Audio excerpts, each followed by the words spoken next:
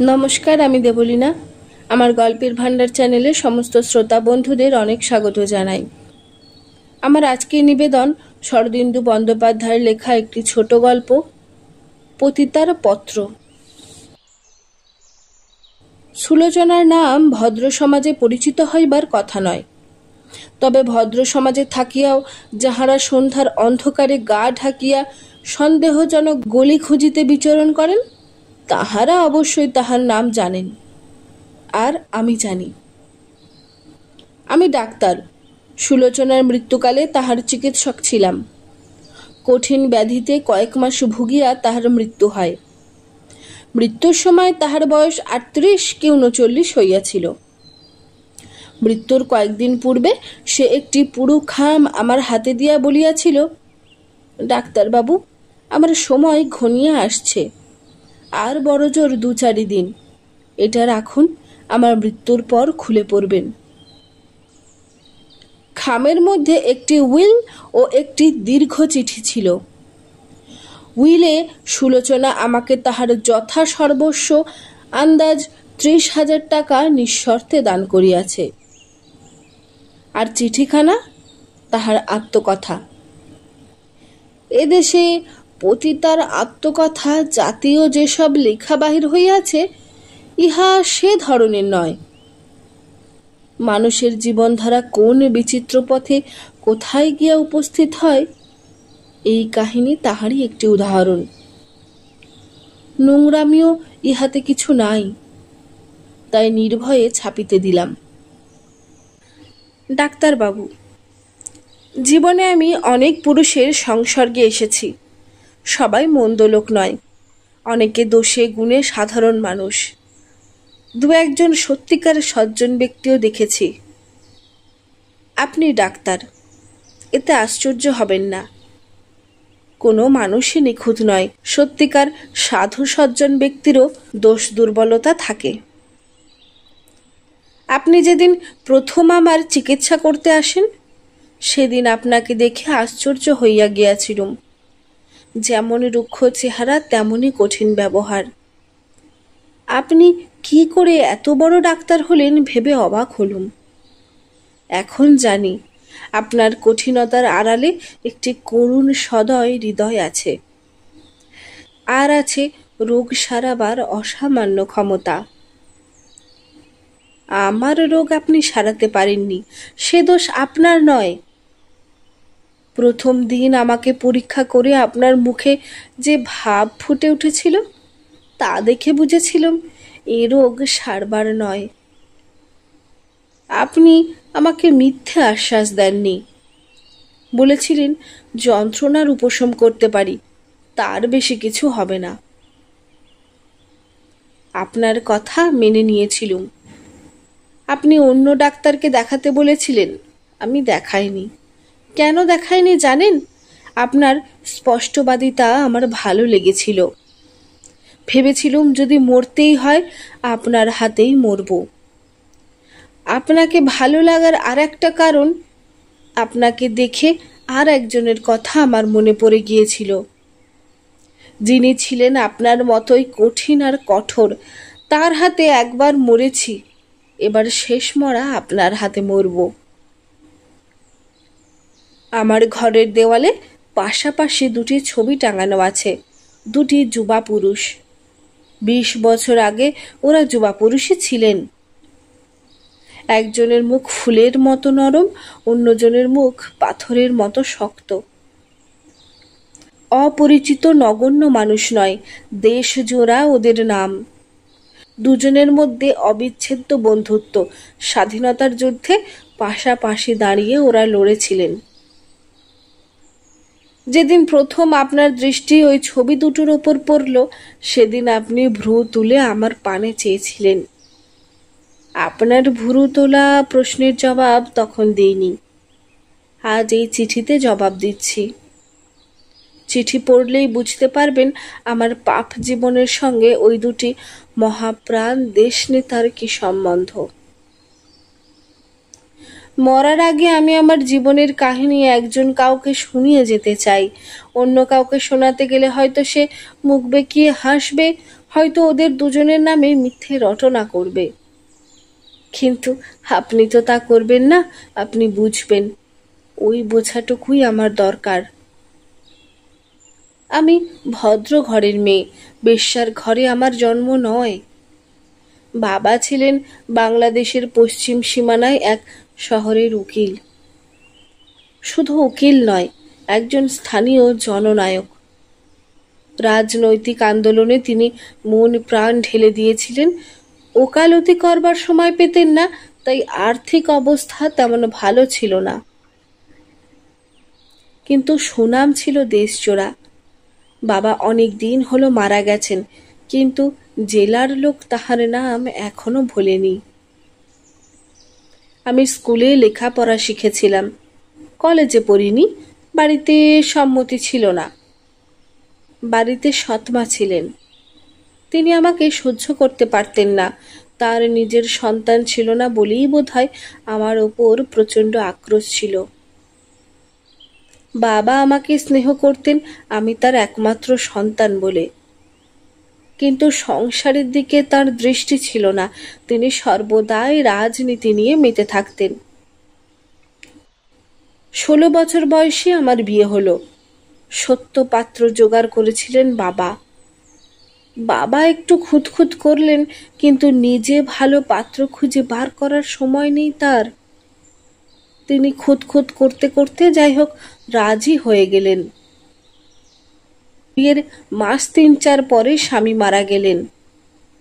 তার চাল চুলো ছিল না, ছিল গুপ্ত ক্যান্সার রোগ। বিয়ের পর ধরা পড়ল। সৎমা নিশ্চয়ই রোগের কথা জানতেন না, জানলে যত আক্রোশে থাক বিয়ে দিতেন না। আমাকে বিদেয় করাই তার উদ্দেশ্য ছিল, কিন্তু 4 মাস পরে বিধবা হয়ে আমি আবার বাপের বাড়ি ফিরে এলুম।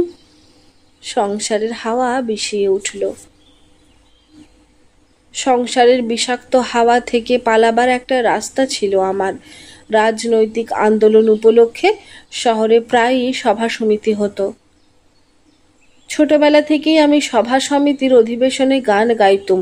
আমার গলা ভালো ছিল, সবাই খুব প্রশংসা করতেন। বিধবা হবার পরও আমার সভায় গান গাওয়া বন্ধ হলো না। থান পড়ে যেতুম, গান গাইতুম। বাবা বলতেন, দেশের কাজে নিজের দুঃখ ভুলে যাও। তিনি নিজে আমার অকাল বৈধব্যে দুঃখ পেয়েছিলেন, তাই আমাকে এবং নিজেকে ভোলাবার চেষ্টা করতেন। আমার তখন ভরা যৌবন, যৌবনের স্বাদ পেয়েছি, কিন্তু স্বাদ মেটেনি। বাবার উপদেশ আমার কানে যেত, কিন্তু মন পর্যন্ত পৌঁছত না। রাজনৈতিক আন্দোলনে অনেক যুবা পুরুষ ছিলেন, তাদের দেখতাম আর মনটা উন্মুখ উদ্গ্রীব হয়ে থাকত। কিন্তু আমি বিধবা, তারা আমার পানে উৎসুক চোখে তাকালেও কেউ এগিয়ে আসতেন না। এইভাবে বছর 1.5 কাটল। তারপর 2 যুবা পুরুষ এলেন আমাদের শহরে। তরুণ বয়স, কিন্তু দেশ জোড়া নাম। দেশের সেবায় জীবন উৎসর্গ করেছেন। তাহাদের অগ্নিময়ী বক্তৃতা শোনবার জন্য হাজার হাজার লোক ছুটে আসে। তারা হাত পাতলেই মেয়েরা হাজার হাজার টাকার গয়না গা থেকে খুলে দেয়। তারা দুজনে যেন জোড়ের পাখি, একসঙ্গে থাকেন, একসঙ্গে কাজ করেন, অনেকবার একসঙ্গে জেলও খেটেছেন। লোকে বলতো মানিকজোর, কেউ বলতো রাম লক্ষণ, কেউ বলতো কানাই বলাই। আমি তাদের রাম লক্ষণ বলবো। দুজনের চেহারা ছিল সম্পূর্ণ আলাদা ধরনের।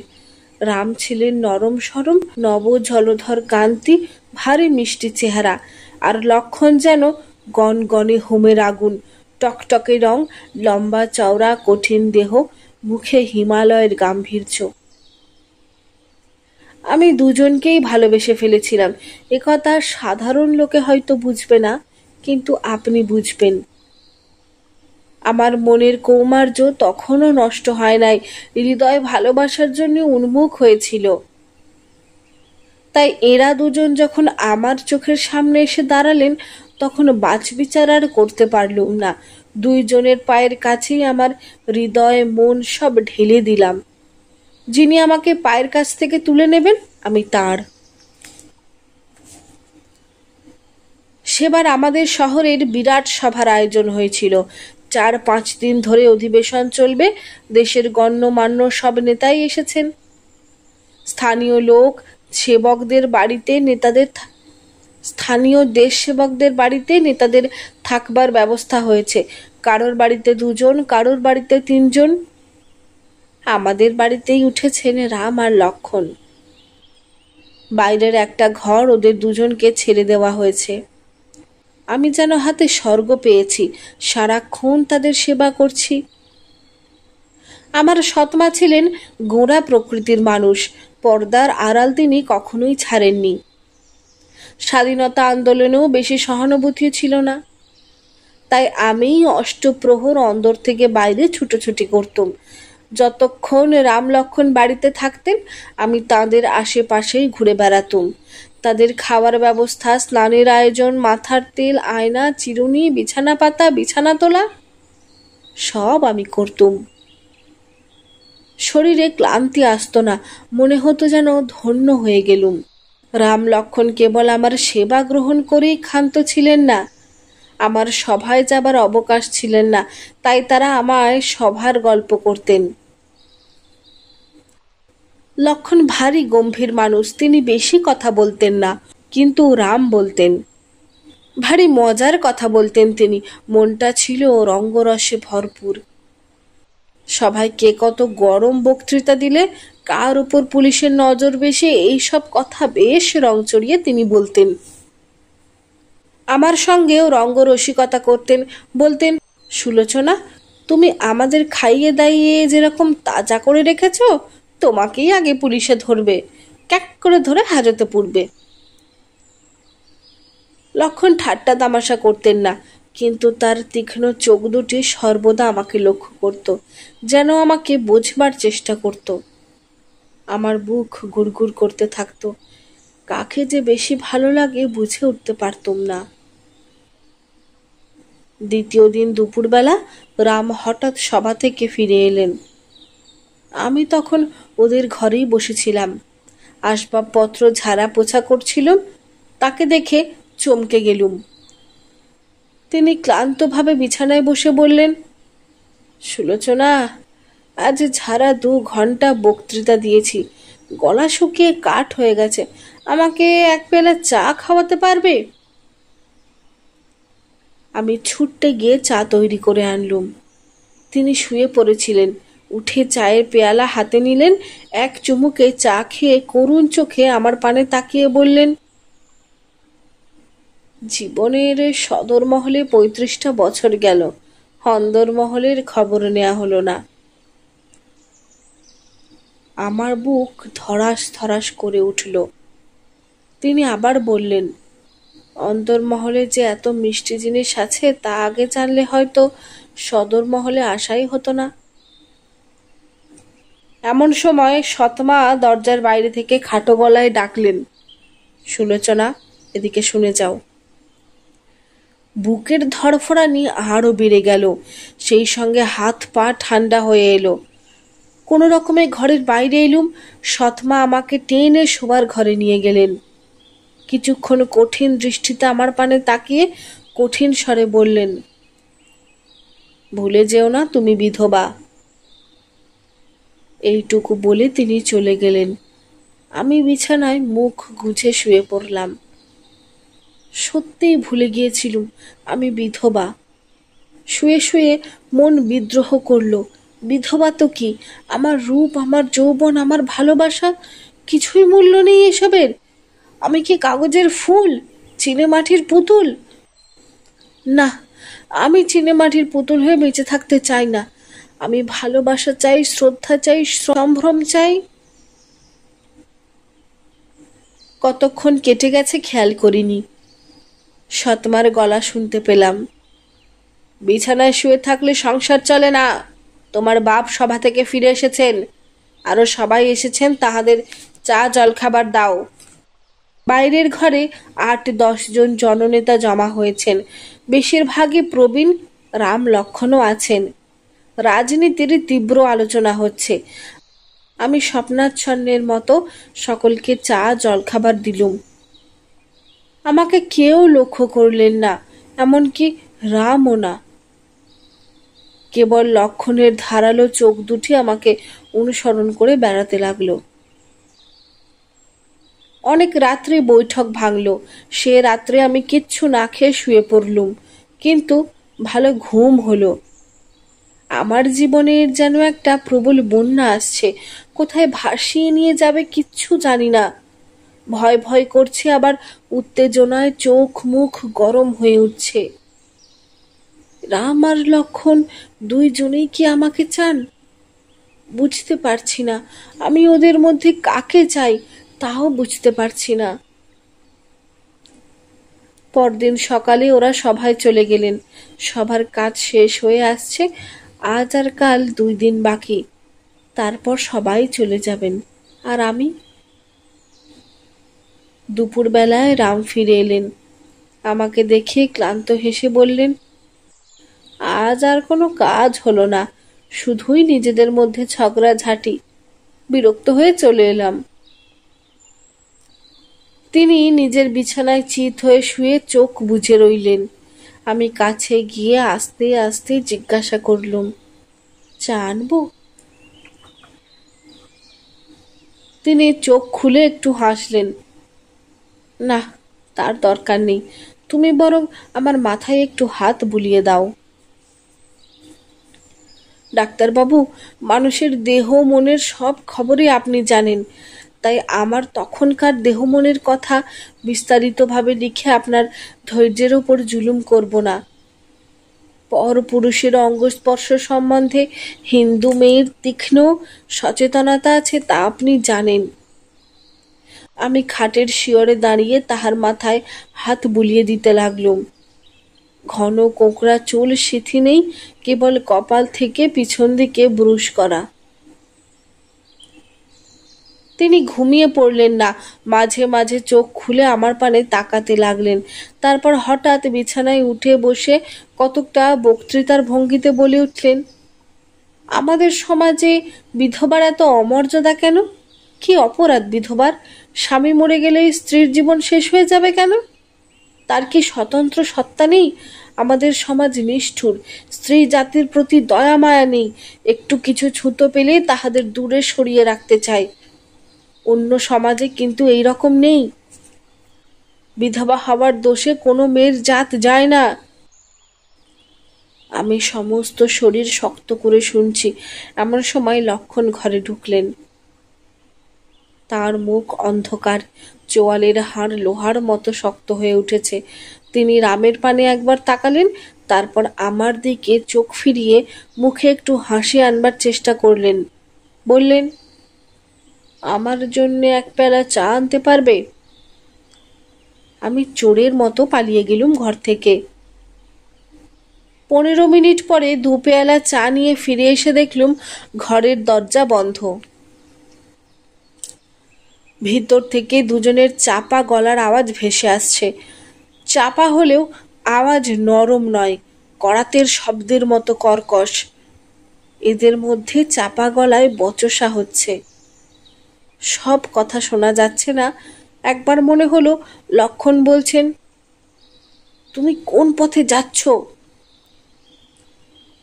দৌড়ে টোকা দিতে সাহস হলো না। চায়ের পেয়ালা নিয়ে ফিরে এলুম। রান্নাঘরে একলা বসে থরথর করে কাঁপতে লাগলুম। কি হচ্ছে কিছু বুঝতে পারছি না। আমার জন্যেই কি 2 বন্ধুর মধ্যে? তবে কি ওরা দুইজনেই আমাকে চান? সন্ধ্যার পর আজও বৈঠক বসলো। খুব তর্কাতর্কি হলো। রাম আর লক্ষণ কিন্তু ঘরের 2 কোণে গম্ভীর মুখে বসে রইলেন, আলোচনায় যোগ দিলেন না। কেবল আমি যখন সকলকে চা দেওয়ার জন্য ঘরে এলুম, তাদের চোখ আমার পিছনে ঘুরে বেড়াতে লাগলো। রাত্রি 9টা আন্দাজ বৈঠক ভাঙল। সকলে উঠলেন। বাবা আর রাম অভ্যাগতদের সঙ্গে কথা কইতে কইতে রাস্তা পর্যন্ত এগিয়ে গেলেন। বাড়ির সদরে লক্ষণ আর আমি দাঁড়িয়ে রইলুম।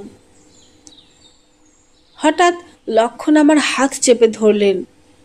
আমি প্রায় চমকে চিৎকার করে উঠেছিলুম, কিন্তু তিনি আমার কানের কাছে মুখ এনে গাঢ় স্বরে বললেন, সুলোচনা, তোমার সঙ্গে আমার গোপনীয় কথা আছে, কিন্তু এখন নয়। কাল আমাদের সভার অধিবেশন শেষ হবে, তারপর বলবো।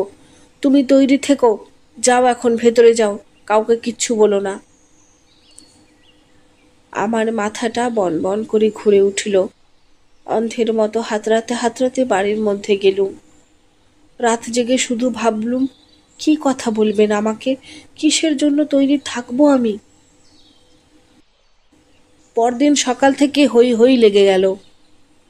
আজ সভার শেষ অধিবেশন, এলোমেলো নানা কাজ হবে। তার উপর গুজব রটে গেছে যে কয়েকজন নেতাকে পুলিশ অ্যারেস্ট করেছে। ভোর থেকে বাড়িতে মানুষের যাতায়াত শুরু হয়েছে। বাবা চা খেয়েই রাম লক্ষণকে নিয়ে সভায় চলে গেলেন।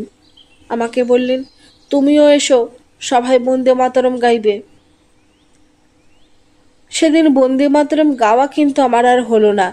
সভায় উপস্থিত হয়ে দেখলুম চারিদিকে পুলিশ গিজগিজ করছে, জনতা মুহুর্মুহু চিৎকার করছে, ইনকলাব জিন্দাবাদ, বন্দে মাতরম।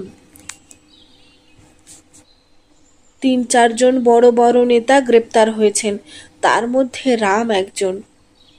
লক্ষণ গ্রেপ্তার হননি। আমি যখন উপস্থিত হলুম তখন পুলিশ বন্দীদের নিয়ে মোটরে তোলবার উপক্রম করছে। বন্দীদের সকলের মুখে উদ্দীপ্ত হাসি। গাড়িতে উঠতে গিয়ে রাম ফিরে দাঁড়ালেন। জনতার মধ্যে চারিদিকে চোখ ফেরালেন, যেন কাউকে খুঁজছেন। তারপর তার চোখ পড়ল আমার ওপর। তিনি এক দৃষ্টি আমার পানে চেয়ে রইলেন, মুখের উদ্দীপ্ত হাসি মিলিয়ে গেল। তিনি আমাকে লক্ষ্য করেই বজ্র কণ্ঠে বলে উঠলেন, আমি শিগগিরই ফিরে আসব, ইংরেজের জেল আমাকে ধরে রাখতে পারবে না। বন্দীদের নিয়ে পুলিশের গাড়ি চলে গেল। তারপর সভায় কি হলো আমি আর জানি না। চোখের জল ফেলতে ফেলতে বাড়ি ফিরে এলুম। সভায় আরো অনেক মেয়ে ছিল, তারা সবাই সেদিন কেঁদেছিল। আমার চোখের জল কেউ লক্ষ্য করেনি। আমার চোখের জলের উৎস যে আরো গভীর তা কেউ জানতে পারল না। কেবল বাড়ি ফিরে আসবার পর সৎমা আমাকে কাঁদতে দেখে মুখ বেঁকিয়ে বললেন, ঢং দেখে আর বাঁচি না। ইচ্ছে হলো বাড়ি ছেড়ে ছুটে কোথাও চলে যাই। বিধাতা যে অলক্ষ্যে সেই ব্যবস্থাই করেছেন তা তো তখন জানতুম না। দুপুরবেলা লক্ষণ বাড়ি এলেন, মুখ বিষণ্ণ কঠিন। আমার পানে খানিক তাকিয়ে রইলেন, তারপর মুখ একটু নরম হলো। আবার বজ্রের মতো কঠিন হয়ে উঠল। তার মনের মধ্যে যেন প্রচণ্ড যুদ্ধ চলছে। কি নিয়ে যুদ্ধ তা বোঝা যায় না। আমি কেবল সম্মোহিতের মতো চেয়ে রইলুম। তিনি বললেন, আমাদের জীবনে জেলখানা ঘরবাড়ি ওতে বিচলিত হলে চলে না। আমাকেও হয়তো আজ নয় কাল যেতে হবে, কিন্তু তার আগে অনেক কাজ সেরে নেওয়া চাই সুলোচনা। ঘরে আর কেউ ছিল না। আমি তার কাছে গিয়ে দাঁড়ালুম, মুখ তুলে তার মুখের পানে চাইলুম। তিনি আমার কাঁধে হাত রাখলেন, বললেন, তুমি আমার সঙ্গে পালিয়ে যাবে? আমার মস্তিষ্কের মধ্যে চিন্তার সব ক্রিয়া বন্ধ হয়ে গেল। শুধু বললাম, যাব। স্বেচ্ছায় যাবে? আমি জোর করছি না। যাব। হয়তো যা আশা করছো তা পাবে না, তবু যাবে? যাব। তিনি গভীর দৃষ্টিতে আমার মুখের পানে চাইলেন, চোখ দুটি যেন করুণায় ভরে উঠল। তারপর আমার কাঁধ থেকে হাত নামিয়ে আমার দিকে পিছন ফিরে খানিক দাঁড়িয়ে রইলেন। সেইভাবে দাঁড়িয়ে রইলেন, বললেন, বেশ, আমি এখনই যাচ্ছি, রাত্রে আবার ফিরে আসবো 12টার পর, গাড়ি নিয়ে আসবো, তুমি তৈরি থেকো। আচ্ছা। তিনি চলে গেলেন। সেদিনের কথা এখন ভাবলে মনে হয়, কেন তাহার কথার মানে বুঝিনি। তিনি তো ইঙ্গিত দিয়েছিলেন। আমার ভবিষ্যতের কথা ভেবে তাহার অটল হৃদয়ও ক্ষণিকের জন্য টলে গিয়েছিল। সেদিন যদি আমি না বলতুম, যদি বলতুম যাব না তোমার সঙ্গে, যিনি জেলে গেছেন তার জন্য প্রতীক্ষা করব, তাহলে আমার জীবনটাই অন্য পথে যেত। কিন্তু তা তো হবার নয়। আমি যে ওদের দুইজনকেই সমানভাবে চেয়েছিলুম। সত্য যে আমার ঘরে আগুন লাগিয়ে দিয়েছিল। পালানো ছাড়া আমার আর গতি ছিল না। দুপুর রাত্রে তিনি গাড়ি নিয়ে এলেন। আমি তৈরি ছিলুম, গাড়িতে উঠে বসলাম। আমার নিরুদ্দেশের পথে অভিসার শুরু হলো। প্রথমে রেল স্টেশনে, সেখান থেকে ট্রেন চড়ে কাশি। ডাক্তারবাবু, শেষ কথাগুলো একটু তাড়াতাড়ি শেষ করে ফেলি। সব কথা খুঁটিয়ে লিখতে বড্ড ক্লান্তি আসছে। লক্ষণ আমাকে কাশির একটা সরু গলিতে অন্ধকারে একটা বাড়িতে তুললেন। আধবয়সী একজন স্ত্রীলোক এসে আমাকে বাড়ির মধ্যে নিয়ে গেল, একটা সাজানো ঘরে বসালো। লক্ষণ ঠিকে গাড়ির ভাড়া মেটাবার জন্যে পিছিয়ে ছিলেন। আমি তার অপেক্ষা করতে লাগলুম, কিন্তু তিনি এলেন না। আধবয়সী স্ত্রীলোকটাকে প্রশ্ন করলুম। সে বলল, আসবেন বাছা, আসবেন। কত বাবু ভাইরা আসবেন? নাও, এই শরবতটুকু খেয়ে ফেলো, তেষ্টার সময় শরীর ঠান্ডা হবে। সেই রাত্রে আমার জীবনে বেঁচে থাকার পালা শেষ হলো। প্রেত জীবন আরম্ভ হলো। ভদ্র ঘরের মেয়ে ছিলুম, পতিতা হলুম। পরের দিন সকালবেলা লক্ষণ এলেন। তাকে দেখে আমি কেঁদে উঠলুম। আপনি আমার এই সর্বনাশ করলেন?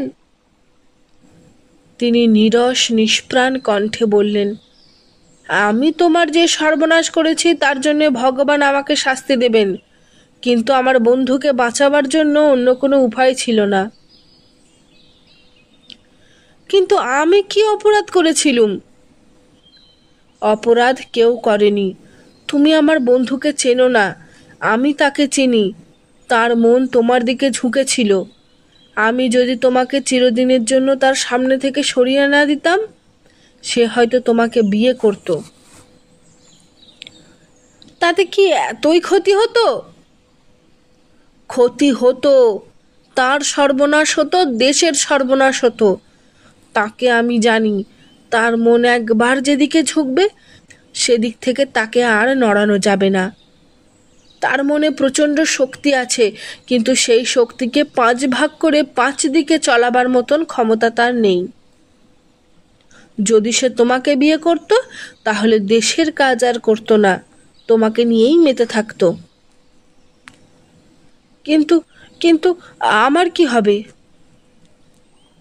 দেশের জন্য অনেকেই আত্মবলি দিয়েছে, যথা সর্বস্ব খুইয়েছে, প্রাণ পর্যন্ত দিয়েছে। আমি আজ এই মহাপাতক করলাম। কিসের ফল হবে আমি জানি না। নিজের বুদ্ধি বিবেচনা অনুযায়ী কাজ করে যাচ্ছি। আমার বন্ধু যখন জেল থেকে বেরিয়ে আসবে, তোমাকে খুঁজতে আসবে, তখন তোমাকে আর পাবে না। পরে যদি তোমাকে খুঁজে পাইও, তোমার কাছে আসতে পারবে না। এই ভরসায় এত বড় পাপ করেছি। চললাম, আর দেখা হবে না। তিনি চলে গেলেন। তারপর 20 বৎসর কেটে গেছে। সেদিন আমার যে জীবন আরম্ভ হয়েছিল, তাও শেষ হয়ে আসছে।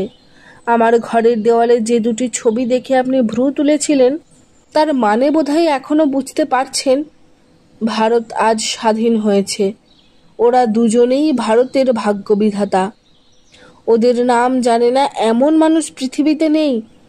ওদের আমি আর দেখিনি, কেবল ছবি টাঙিয়ে রেখেছি নিজের ঘরে। মাঝে মাঝে ভাবি, আমার কথা কি ওদের মনে পড়ে? দেশের কল্যাণে যিনি আমাকে নরকের মুখে ঠেলে দিয়েছিলেন, আমার কথা মনে পড়লে তার মন কি বেদনায় টনটন করে ওঠে? কিন্তু আমার কারোর বিরুদ্ধে নালিশ নাই। সবই আমার ভাগ্য, আমার জন্মান্তরের কর্মফল। তবু মনে প্রশ্ন জাগে, আমার সর্বনাশ না হলে কি ভারতবর্ষ স্বাধীন হতো না? এবার শেষ করি। ডাক্তারবাবু, আমার পাপ জীবনের সঞ্চয় মৃত্যুর পর যা অবশিষ্ট থাকবে তা আপনাকে দিয়ে গেলাম। আপনার নিজের টাকার দরকার নেই জানি, কিন্তু আমার টাকাকে আপনি ঘৃণা করবেন না। টাকা কখনো নোংরা হয় না ডাক্তারবাবু। যত নোংরা স্থান থেকেই আসুক, টাকার কলঙ্ক লাগে না। আপনি আমার টাকা নিজের বিবেচনা মতো সৎ কার্যে ব্যয় করবেন। আপনি আমার অন্তিম প্রণাম নেবেন। ইতি সুলোচনা। সমাপ্ত। গল্পটি কেমন লাগলো? যদি ভালো লাগে তাহলে অবশ্যই চ্যানেলটিকে সাবস্ক্রাইব করবেন আর পাশে থাকবেন, আর বেল আইকনটি প্রেস করে দেবেন আরও নতুন নতুন গল্পের নোটিফিকেশন যাতে আপনাদের কাছে দ্রুত যায়। চলুন তাহলে আজকের মতো আসি।